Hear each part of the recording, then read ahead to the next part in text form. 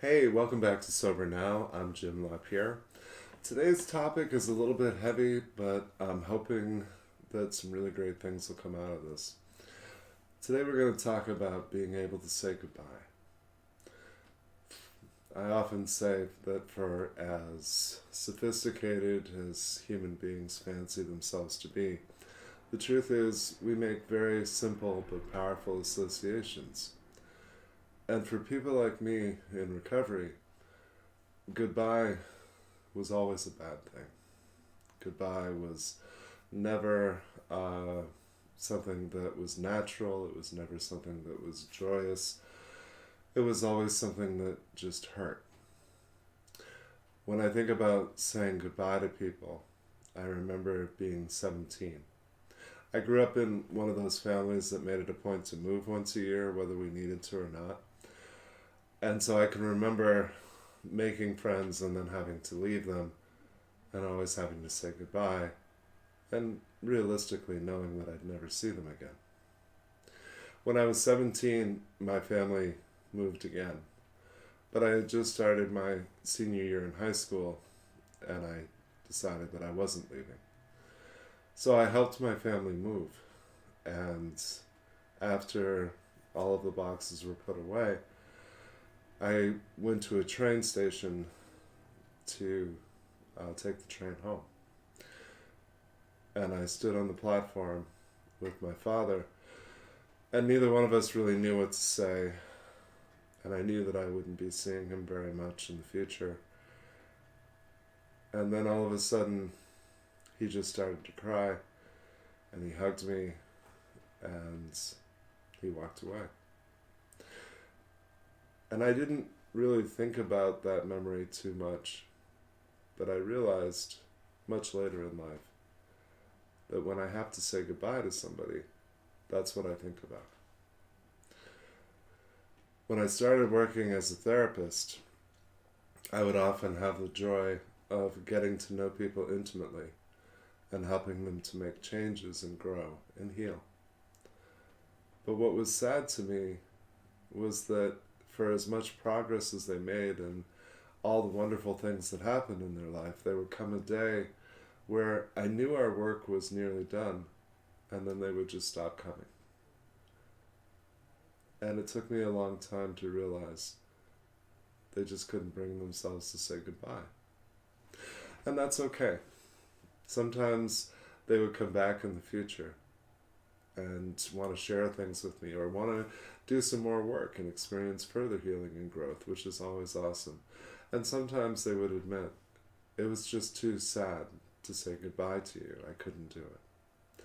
So I've noticed throughout my life those simple and powerful associations really have an enormous impact on the decisions that we make, on the way that we see things.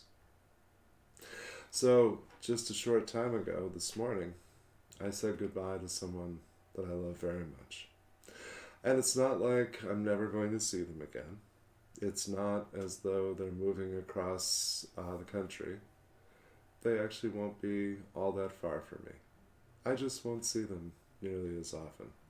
And the nature of our relationship will change. And all of that is good. All of that is natural. And so I have this powerful mix of emotion where I'm sad for this change and this loss, but I'm also incredibly happy and excited for them because their changes, their plans are wonderful. And so I get to be genuinely happy for them and feel joy. And so we sat together this morning for a time and just talked very openly and honestly about how much we appreciate each other. My friends in NA have a lot of expressions that I love, and one of them is to simply say to someone, I appreciate you.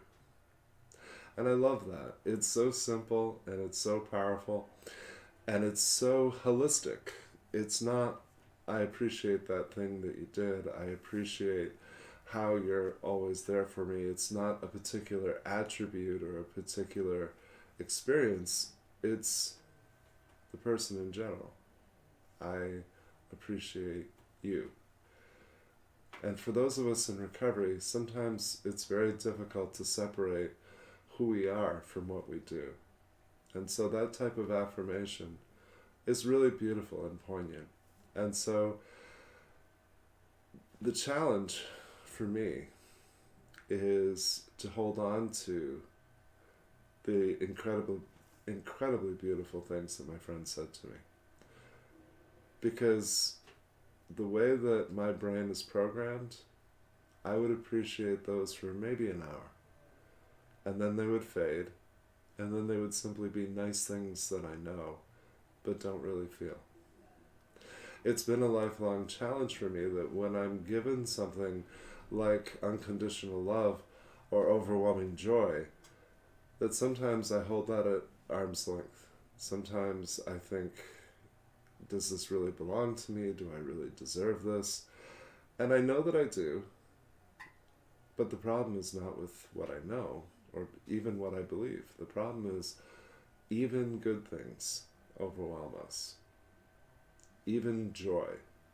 I watch people fight back tears all the time. They hold their breath and they get very tense and they do all kinds of things to themselves because we learned as young children not to show how we feel, not to be expressive, and certainly not to cry. But then sometimes I watch people fight tears of joy, and I'll give them a hard time saying, yes, we don't want any of that, do we? The unhealthy things that we do are so often purely subconsciously driven. No one has ever thought to themselves, I'm going to hold back these tears of joy. No one has ever thought, I'm going to hold this really beautiful expression of love at arm's length because I'm uncomfortable receiving it. I've come to think of it as a responsibility that I have to myself. I don't want to deprive myself of anything. I want to be able to experience all of the love and joy that I possibly can. But for the person that I am, for the way that my brain works, for what my life experience has been, I have to be conscious of that. I have to be mindful of that. I have to be really, really deliberate. I've never deprived myself consciously. It's only subconsciously. On some level, no matter how much I grow and heal and become, there's still moments where I'm like a kid with his toe in the sand saying, aw shucks, I'm not really that special. I'm not really that important. But fortunately, my higher power has put an awful lot of people in my life who disagree with me and who value me. And being able to receive that has been an incredible blessing for me. The most important things in my life, of course, aren't things. They're people and experiences. But to be able to be fully vulnerable and experience intimacy in dozens of different ways has been the greatest blessing of my life. And I want to continue with that. So I maintain that responsibility to myself. And I honor the person who shared that with me. They didn't tell me those beautiful things so that I could discard them or deflect them or hold them at arm's bay. They shared those things with me so that I could hold on to them, so that I could be affected and changed by that.